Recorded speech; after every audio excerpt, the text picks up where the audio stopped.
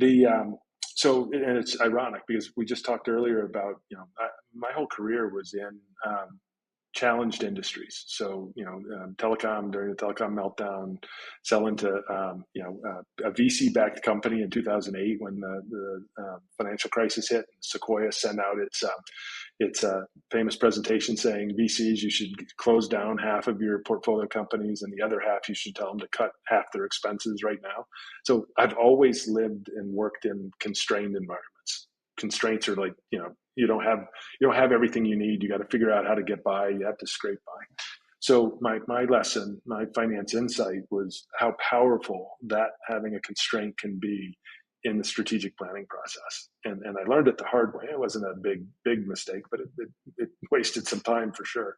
So right after we went private, so I'd been a CFO for only 3 years, and I'd only been a private company CFO now for a year.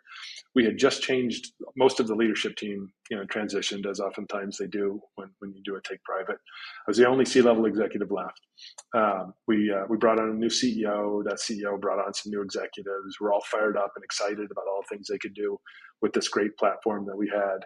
We had 2 large private equity firms that owned us 50% each, and they were really excited about all the things that we could do. And so we went through the strategic planning process, for the annual plan. And I was a participant in that. And we even hired one of the big 3 consulting firms that I had come from that space, who came in and helped us think through, like, hey, you should reinvent your operating model, and they trying to blow up the structure. Let's just say we had a lot of people with a lot of ideas, and we had a lot of fresh capital that had just come into the company. And so we went through the budget planning process, and I was involved, and I was steering the process, and I was, I don't know what the right word is, but let's just say I was very supportive of their energy and saying, hey, well, that's an interesting idea. Yeah, we could do this, we could do that. And so when we put the initial plan together, I hadn't given them any constraints. I basically said, well, I just want to hear. I don't want to be the person who's saying, no, you can't do it. I don't want to be the person who is I've been at this company and everything we do is the right way. So I was open to all their ideas. When we rolled up what they wanted to do, it was a nonsensical and ridiculous plan. It was like double the company and people, and the payback would have been forever. And I looked at it, I'm like, well, that was a waste of a planning cycle. It was like a month, it was just a complete waste, because I'm like, the plans we got back, because they weren't constrained in any way, were again nonsensical. And I'm thinking, my first reaction was, well, why wouldn't they just be reasonable? And then my second reaction was, dummy, that's your job. It's like, your job is to put constraints on them and to give them some kind of guidelines so that they know, in which the realm of the envelope that they're working. And people make better decisions when they're constrained, because they have to make trade-offs. If they don't have constraints, then every idea is a good idea. And so they don't work as hard, and they're not as creative, and they're not as thoughtful. People tend to do their best work when it's, and most innovative and creative work, when you're like, okay, we've got a limited amount of time, we've got a limited amount of money, and we got to get this done. We're going to be audacious, but we're constrained.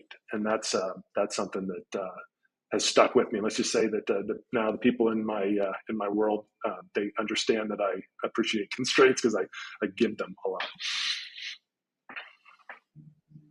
Yeah, they're very clear. I mean, we need to get growth back.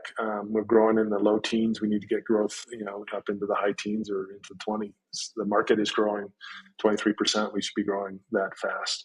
How we're going to do that is we're going to improve NDR, which is getting our existing customers to spend more with us, and the finance organization plays a big role in understanding what's going on with those customers and trying to identify those customers that have a higher propensity to buy. And so we're doing a lot of analytics work, working with the go-to-market organization.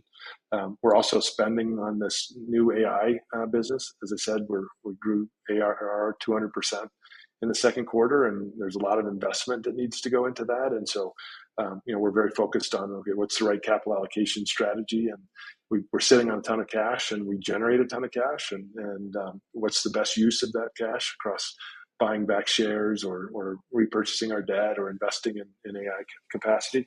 So it's really about enabling the company to grow and doing it in a kind of cash flow optimized way, and driving free cash flow per share, which is our kind of our anchor metric.